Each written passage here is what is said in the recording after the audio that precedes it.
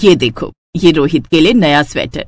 अरे वाह माँ, ये तो बहुत ही प्यारा है। इसका रंग कितना सुंदर है। हाँ, मुझे भी एक बार में ये भाग गया था, सो मैंने तेरे लिए ले लिया। और ये कुर्ती रूबी तेरे लिए। देख तो कितना बढ़िया कपड़ा है इसका। कपड़ा तो ठीक है, पर इसका डिजाइन तो देखो कितना गंदा है। क्या माँ, तुम मेरे लिए एक चीज लेकर आई, वो भी ऐसी कि मैं इसे कहीं पहन ही नहीं सकती। ऐसे क्यों बोल रही है रूबी? देख माँ तेरे लिए कितने प्यार से कुर्ती लेकर आई है। तुम चुप रहो भैया, तुम्हें अच्छा स्वेटर मिल गया तो लगे ज्ञान झाड़ने।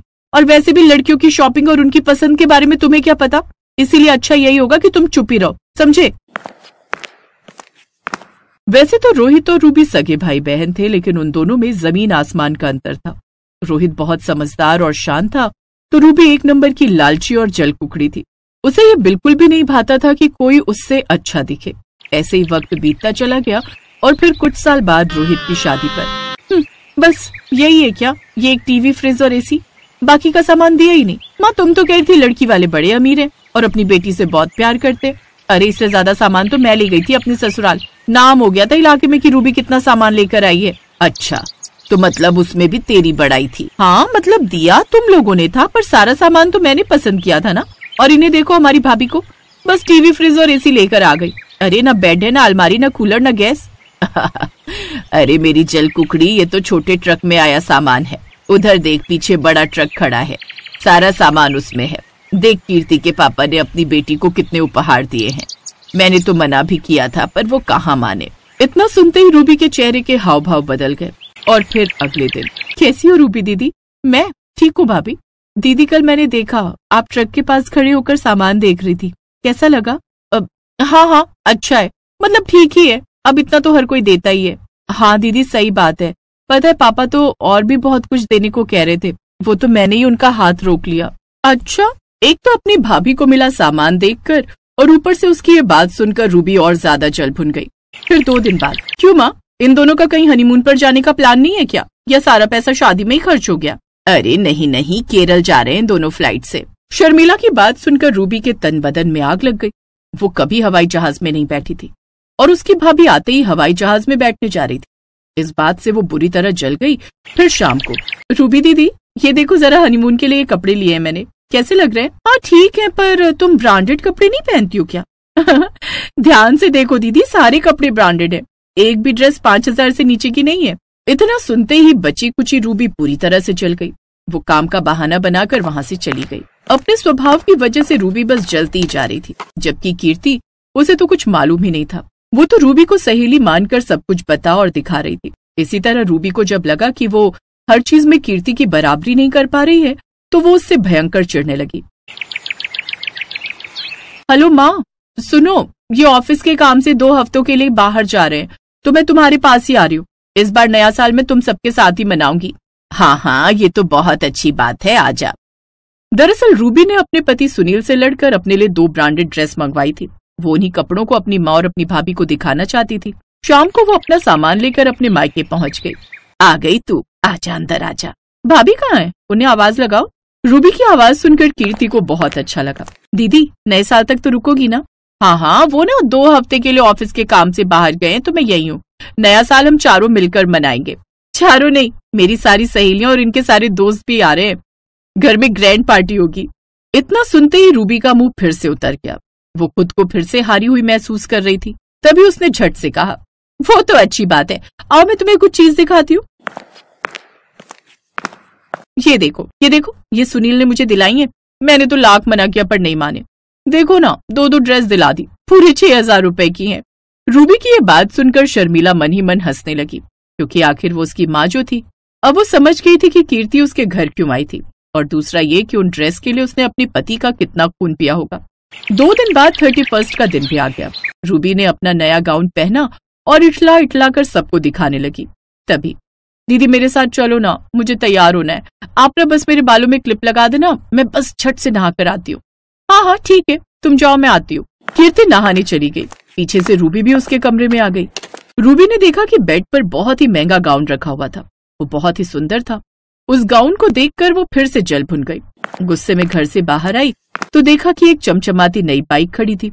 रूबी समझ गई कि हो ना हो उसकी भाभी ये बाइक उसके भैया को गिफ्ट करने वाली थी। वो उस बाइक को घूर कर देखती रही और फिर थोड़ी देर बाद जब वो ऊपर आई तो देखा शर्मिला अपने कमरे में नहीं थी, पर बेड पर नया सोने का हार रखा था। ये लोग एक दूसरे को गिफ्ट दे रहे हैं, अब देखना मैं इनकी पार्टी कैसे तबाह करती हूँ। ये सब मिलकर मुझे नीचा दिखाना चाहते हैं ना, अभी बताती हूँ। तभी थोड़ी देर बाद शर्मिला ने आवाज लगाई, कीर्ति, रोहित, जल्दी से यहाँ आ जाओ। देख बेटा, जो तू हार मेरे लिए लेकर आया था ना, किसी ने वो तोड़ दिया है। ये कैसे हुआ? रोहित, ये मेरा गाउन देखो, किसी ने इसकी बाजू ही फाड़ दी है। अब मैं इसे कैसे पहनूंगी? ओह शिट, ये हो क्या रहा है? इधर ये हार, तुम्हारा गाउन, और उधर मेरी बाइक। क्या हुआ तेरी बाइक को? माँ, किसी ने मेरी बाइक का शीशा फोड़ दिया है। अरे आप दोनों दिल हल्का मत करिए माँ, आप कोई और हार पहन लो। कीर्ति, जाओ तुम भी कोई और ड्रेस पहन लो और नीचे आ जाओ, सब लोग इंतजार कर रहे हैं। रोहित की बात सुनकर कीर्ति और शर्मिला तैयार होकर नीचे आ गई, पर उनका चेहरा उतरा हुआ था। उन्हें देखकर रूबी हंसने लगी। तभी वहाँ उसका पति सुनील आ गया। ये सब तुमने किया है ना रूबी? क्या किया मैंने कुछ नहीं किया। जब तुम ईंट लेकर रोहित भाई की नई बाइक फोड़ रही थी ना, मैं वही था। क्यों किया तुमने ये सब? सुनील की बात सुनकर हर कोई हैरान था। हाँ, मैंने किया है ये सब। भाभी का गाउन मैंने फाड़ा, माँ का हार मैंने तोड़ा, भैया की बाइक मैंने फोड़ी और सारा खाना भी मैंने खराब किया। मुझसे बर्दाश्त नहीं हुआ कि ये सब मुझसे अच्छी पार्टी दे रहे थे, मुझसे अच्छे कपड़े पहन रहे थे। ये सब सुनने के बाद शर्मिला, रोहित और कीर्ति उसके सामने आकर खड़े हो गए। जब रूबी को इस बात का एहसास हुआ कि जाने अनजाने में उसने अपनी ही पोल पट्टी सबके सामने मुनादी करके खोल दी है, तो वो अपनी ही नजरों में गिर गई और उसे इस बात का एहसास हो रहा था कि जलन और ईर्ष्या में उसने अपना सब कुछ खो दिया था।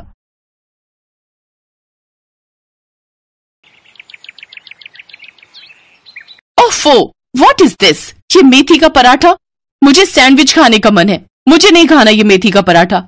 आप दोनों कामचोर भाभीयों से एक ननद की फरमाइश भी पूरी नहीं होती। अगर एक ननद की जगह 3-4 ननद होती तो आप दोनों का क्या ही होता। ये दोनों तो मेरा काम भी भूल जाती हैं, पता नहीं कौन सा पहाड़ तोड़ती हैं सारा दिन। जाओ, अब मेरी बेटी के लिए सैंडविच बनाकर ले आओ। दोनों भाभियां अपनी ननद के लिए सैंडविच बनाकर ले आती हैं और उसे खाने के बाद नव्या अपनी भाभियों से कहती है, आज मेरे ऑफिस में पार्टी है तो अब तुम दोनों मेरा मेकअप कर देना। बड़ी भाभी आप मेरा हेयर स्टाइल बनाना और छोटी भाभी तुम मेरा मेकअप कर देना। अभी मैं नहा कर आती हूँ। कुछ देर बाद नव्या तैयार होने लगती है तो दोनों भाभियां उसका मेकअप करती हैं। तभी छोटी भाभी नैना कहती है, दीदी आपका हाथ खाली है, मेरे पास बहुत सुंदर चूड़ियां रखी हैं, आप उन्हें पहन लीजिए। यू गंवार, तुम्हें इतना भी नहीं पता कि मॉडर्न वेस्टर्न कपड़ों के साथ चूड़ियां नहीं पहनी जाती? जी दीदी। फिर तैयार होकर नव्या ऑफिस चली जाती है। ऐसे ही एक दिन जब बड़ी भाभी सोनम पोछा लगा रही होती है तो नव्या जानबूझकर मूंगफली के छिलके वहां गिरा देती है।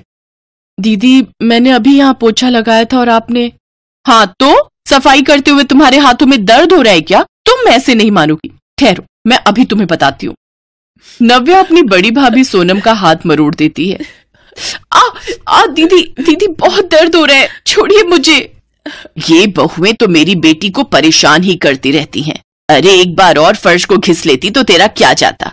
लेकिन नव्या बेटी तू परेशान मत हो, तुझे बहुत जल्द इन दोनों से छुटकारा मिल जाएगा। वो कैसे? तेरे लिए बहुत बड़े घर का रिश्ता आया है, ये देख लड़के की फोटो। नैतिक की फोटो देखते ही पहली ही नजर में वो नव्या को पसंद आ जाता है।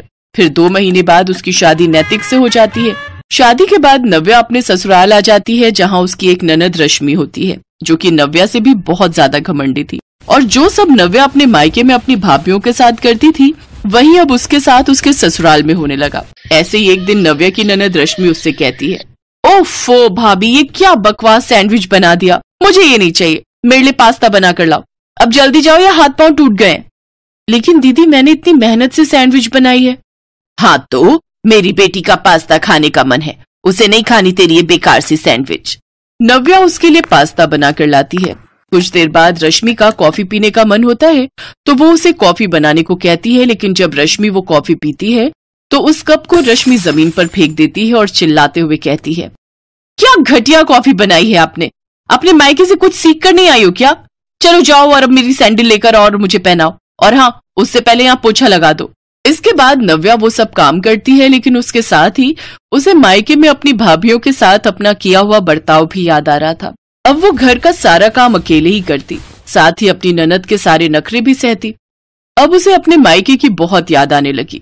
एक रोज, अरे तुम दोनों आओ आओ, वैसे आज यहाँ कैसे आना हुआ? हम दीदी को लेने आए हैं, बहुत दिन हो गए उन्हें आए हुए, और हमें हमारी प्यारी ननद जी की बहुत याद भी आ रही थी। अपनी भाभीियों की बात सुनकर नव्या उनके गले लग जाती है और उनसे रोते हुए माफी मांगती है। भाभी, भाभी मुझे माफ कर दीजिए, मैंने आप दोनों के साथ कितना बुरा किया था। आप पर क्या गुजरी होगी वो मुझे अब समझ आ रहा है जब मेरे साथ वो सब हो रहा है। मैं बहुत शर्मिंदा हूँ, मुझे माफ कर दीजिए। आपको अपनी गलती का एहसास हो गया, यही हमारे लिए काफी है दीदी। हाँ, अब तो हम बस यही चाहते हैं कि आप अपने ससुराल में सबसे मिलजुल कर और खुशी खुशी रहें। उन सबकी बातें सुनकर रश्मि और उसकी माँ को भी अपनी गलती का एहसास होता है और वो भी नव्या से माफी मांगती है। इसके बाद नव्या अपनी भाभीियों के साथ कुछ दिन के लिए मायके आ जाती है, जहाँ वो उनके साथ खुशी खुशी रहने लगती है।